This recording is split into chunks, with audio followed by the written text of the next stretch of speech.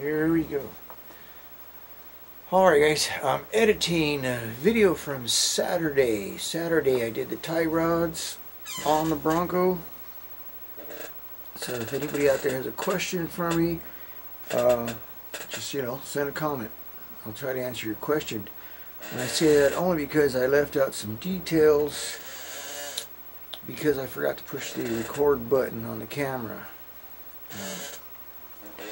Finding out now when I'm trying to edit it that, hey, there's some scenes here missing. So anyway, fairly easy job. Luckily I did have the right tools for pulling the tie rods apart. I got a tie rod pitman arm puller, I guess you'd call it, and I only needed it on the tie rod that connects to the pitman arm. Okay, pitman arm comes off the steering box. Everything else came off with like 2 hits of the hammer. Bang, bang, they popped out of the right and left wheel, dropped out.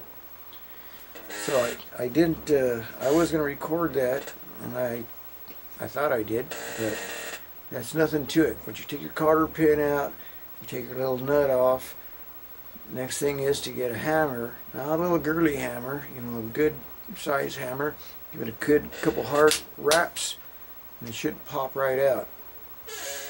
But if not, use the proper tool. You don't want to bend anything, okay? Especially on that steering box, or the tie rod that connects to the steering box. You don't want to start banging around on that unless you want to put a new steering gear in and all that stuff. So that's all I'm going to add to this. Hopefully that's enough explanation for you. I'm going to add, I may add a wheel alignment video to this, but we will see. I only got 10 minutes here, and that's that. It's Saturday night, and I'm going to finish editing this and have a full. It was raining yesterday, so this morning it's kind of cool, and the ground's still a little wet, but oh well. And I think it's supposed to rain again tomorrow, so got to get this done today. Alright.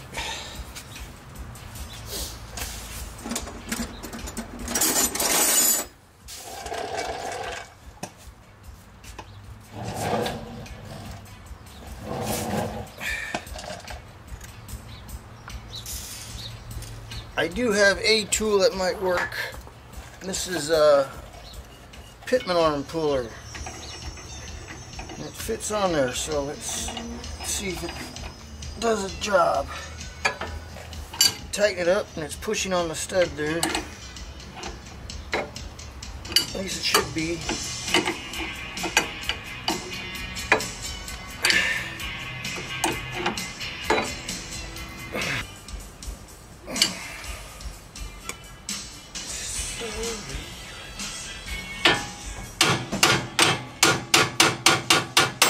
There you go.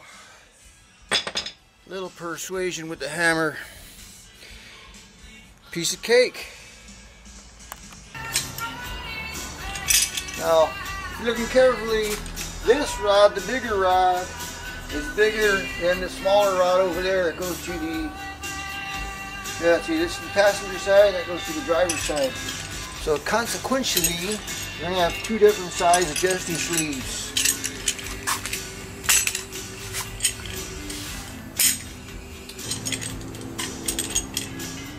So this is right hand thread.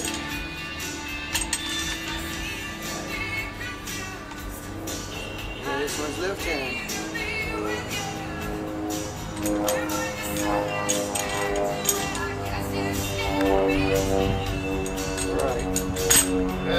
From what I hear, you can get heavier tie rods from the factory, and I believe they were used in ambulance service. You'd have to check on that. It'd be the Dana 44 HD axle, I believe. I'm not sure, but if I remember right. So what I'm going to do now, I'm going to take my measurements, so when I assemble the new tie rods, I'm pretty damn close.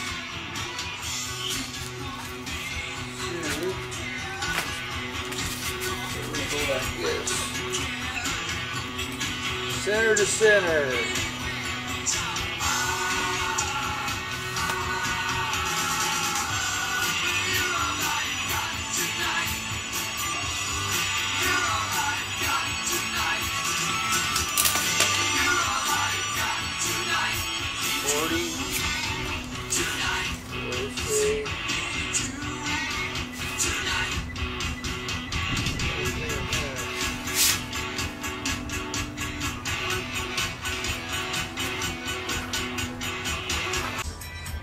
Alright, what I recommend is that you start those sleeves before you put the whole thing on there. You want to get these sleeves on here even. You know, you don't want one end of your tie rod screwed all the way in and the other one half in, half out, you know.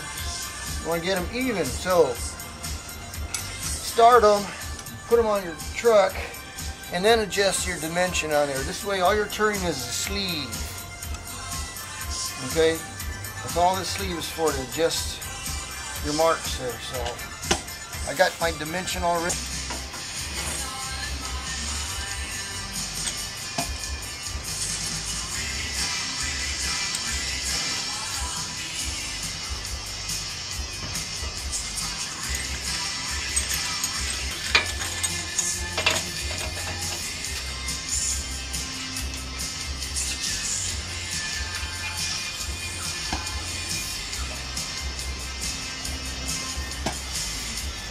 Alright, so all I gotta do now is adjust the sleeves, get close to my mark. I got 40 on one end and I think 23 and a half on the short end, and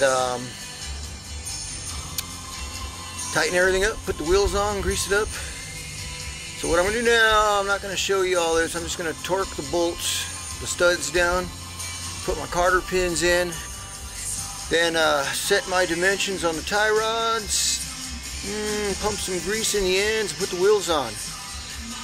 Then we can do a fine adjustment on the toe, set the toe, yeah.